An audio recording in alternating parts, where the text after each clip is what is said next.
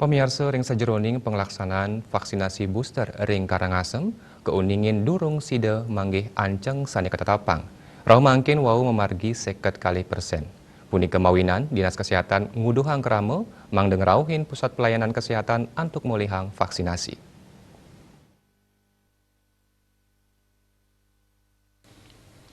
Kadis Kesehatan Karangasem Dr. I Gusti Bagus Putra Pertama ngewedarang, ancang vaksinasi booster yang Kabupaten Karangasem wenten 300 talian sasaran. Saking wilangan inucap, rau mangkin sanewau memargi wenten 170 talian diri.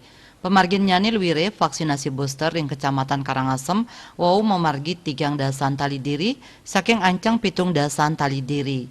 Kecamatan Bebandem saking ancang 3 tali diri, wau memargi 19 talian diri.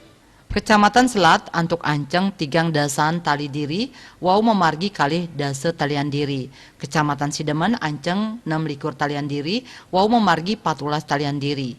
Kecamatan Manggis anceng 3 talian diri, sani wau memargi 19 talian diri. Liwah ring Kecamatan Abang anceng 50 talian diri, wau memargi 17 talian diri. Kecamatan Saninguningayang wilangan Pinih Kidik rau saking Kecamatan Kubu. Saking anceng petang talian diri wau memargi wantah 19 talian diri.